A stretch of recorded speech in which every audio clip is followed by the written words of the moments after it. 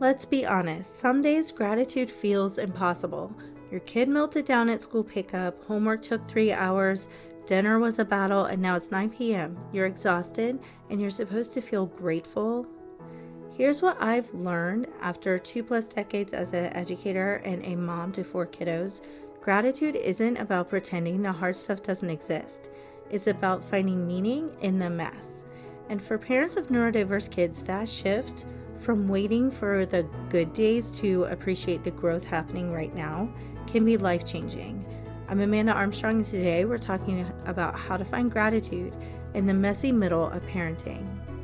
Welcome to Insights from Insight, Understanding Minds and Supporting Growth, a resource from Insight Education Academy. Make sure to like, subscribe, and turn on notifications. Dweck's research on growth mindset makes one thing crystal clear: progress doesn't happen in a straight line.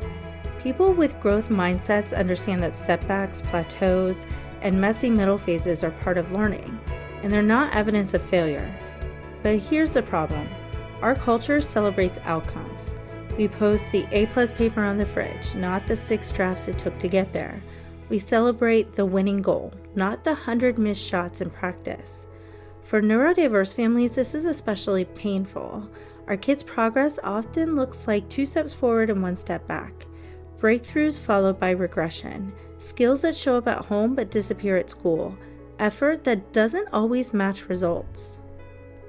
If we're only grateful for the wins, we're missing the whole story. Research shows that gratitude practices improve mental health, reduce stress, and increase resilience. But here's what matters for growth mindset parents. Gratitude shifts our focus from what's missing to what's growing. When we practice gratitude for the process, not just the outcome, we're teaching our brains and our kids' brains to notice progress even when it's messy.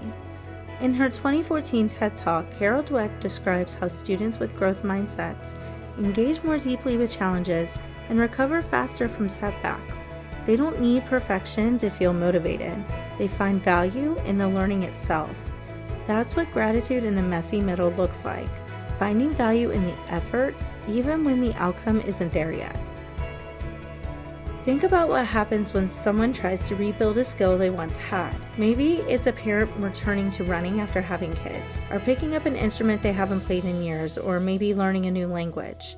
The messy middle is literally uncomfortable. Progress feels slow, and some days showing up feels impossible. And the hardest part is knowing you can't perform at the level you used to, or the level you think you should be at by now. But here's what's actually happening in the messy middle. Rebuilding neural pathways and muscle memory even though performance is slower. Learning to tolerate discomfort and frustration. Showing up consistently even when motivation is low. And recognizing growth as a process, not just an end game. That is a growth mindset, but it's invisible when we're comparing ourselves to the before version or to an idealized after we haven't reached yet. And here's the thing about the messy middle that nobody tells you. You don't always know you're in it. You can lose sight of the road. You don't always know where the finish line is, or if there even is one. In some ways, parenting has a clearer endpoint than personal growth. With children, the goal is defined. Raise them to be happy, healthy, independent adults. It's an 18 to 25 year commitment with a visible finishing line. Personal growth, that's murkier. You don't always know when or if you'll reach your goal, and that uncertainty makes the messy middle harder to appreciate. But whether it's skill building, parenting, or personal growth, the principle is the same. Progress isn't about the finish line. It's about showing up in the middle, even when it's uncomfortable.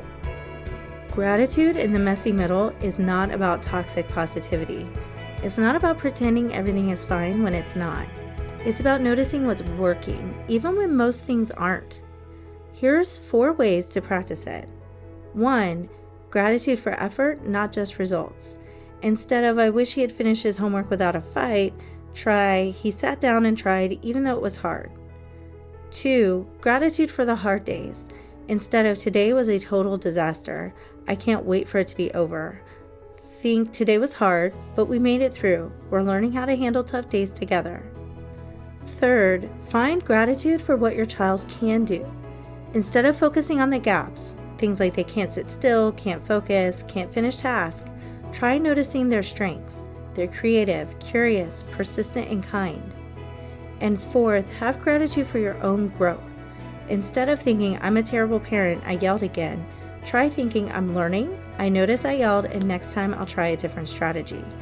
Parents need growth mindsets too. When we model self-compassion and learning from mistakes, we're teaching our kids that growth applies to everyone, not just them. Research supports a simple daily practice that builds both gratitude and a growth mindset. It's called wins and tries. At dinner, bedtime, or any consistent time each day, everyone shares one win, something they're proud of today, big or small, and one try, something they tried, even if it didn't work. For example, a child's win could be, I remembered that I turned in my homework. The child's try could be, I tried to stay calm when I got frustrated in math, but I still yelled. A parent win could be, I stayed patient when you forgot your backpack. And the parent's try could be, I tried a new strategy for homework time, but it didn't work as planned. This practice does three things. 1, it celebrates progress. 2, it normalizes failure. And 3, it models a growth mindset for everyone. Over time, children begin noticing their own progress. They start making observations like, last month I would have given up, but today I kept trying. That is growth mindset in action. Here's the key takeaway. You don't have to be grateful for the hard stuff. You don't have to be thankful for ADHD or autism or anxiety or learning disabilities.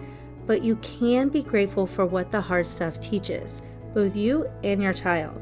In the messy middle, we're all learning. Resilience, how to keep going when it's hard. Problem solving, how to try new strategies.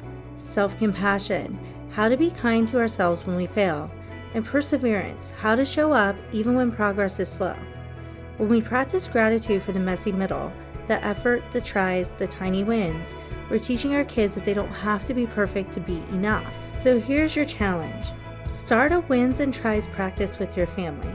Model it yourself. Share your own wins and tries. Because gratitude in the messy middle isn't about pretending everything is perfect. It's about recognizing that we're all growing even when it's hard. And that is worth celebrating. If this resonated with you, subscribe for more growth mindset parenting strategies and drop a comment. What's one try you're proud of this week, even if it didn't work perfectly? Thanks for watching.